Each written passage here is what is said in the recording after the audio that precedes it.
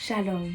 La Bible dit dans le livre de Osée, le chapitre 12, verset 7, « Et toi, reviens à ton Dieu, garde la piété et la justice, et espère toujours en ton Dieu. » Aujourd'hui, je viens t'encourager, toi enfant de Dieu. Tu peux être en train de passer par des épreuves difficiles dans ton travail, dans ta famille, dans tes études et dans tous les domaines de ta vie.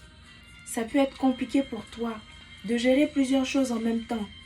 Ça peut être difficile pour toi et tu passes par des défis incroyables que personne ne peut comprendre. Ça peut être la mort qui a frappé dans ta famille. Ça peut être des difficultés financières. Tu es chef de famille, tu n'arrives pas à joindre les deux bouts.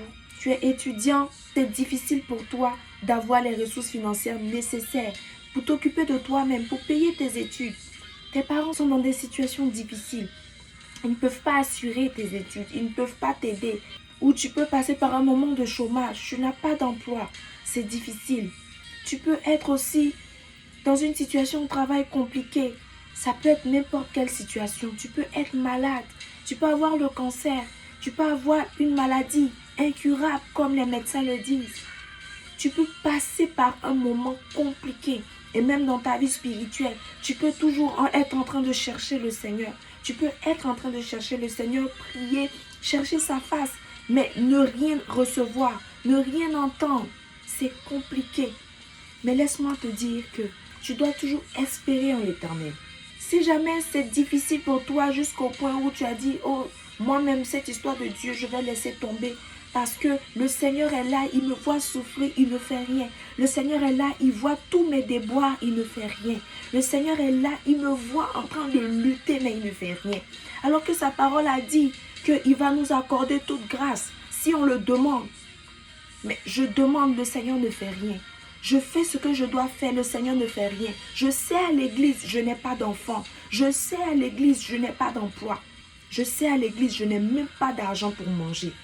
Laisse-moi te dire, si jamais à cause de toutes ces situations, tu t'es détourné de Dieu, tu as arrêté de prier, tu as fermé ta Bible, c'est difficile pour toi-même de pouvoir ouvrir ta bouche et louer le Seigneur et adorer le Seigneur. Reviens à ton Dieu et ne cesse jamais de croire en Dieu.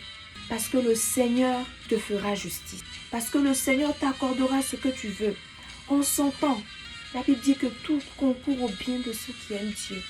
Ne perds pas espoir. Ne perds pas la foi. Garde toujours la foi en ton Dieu. Ça sera peut-être difficile pour moi qui ne connais pas ta situation de te dire non, aie foi, aie foi, aie foi. Tu vas tellement te dire, toujours vous êtes là à nous dire aie foi, mais je ne vois toujours rien. Un simple exercice de foi, c'est de se remémorer de tout ce que le Seigneur a fait pour nous, de bon, de toutes ses grâces, de toutes ses bénédictions dans nos vies. Rappelle-toi dans les moments difficiles de tout ce que le Seigneur a fait pour toi, de tout ce que le Seigneur a fait dans ta vie, de toutes les situations que le Seigneur a décomptées dans ta vie. Bien-aimé, si le Seigneur t'a envoyé jusqu'ici, ce n'est pas pour t'abandonner. Si le Seigneur t'a envoyé jusqu'à où tu es en ce moment, ce n'est pas pour te laisser tomber. Quel que soit ce que tu ressens dans ton cœur, quelle que soit la situation, accroche-toi à ton Dieu. Espère toujours au Seigneur, parce qu'il ne t'abandonnera pas. En lui, tu trouveras compassion. En lui, tu trouveras réconfort. En lui, tu trouveras amitié. En lui, tu trouveras amour.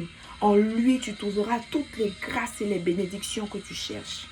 Le Seigneur ne t'a pas abandonné et le Seigneur ne t'abandonnera jamais.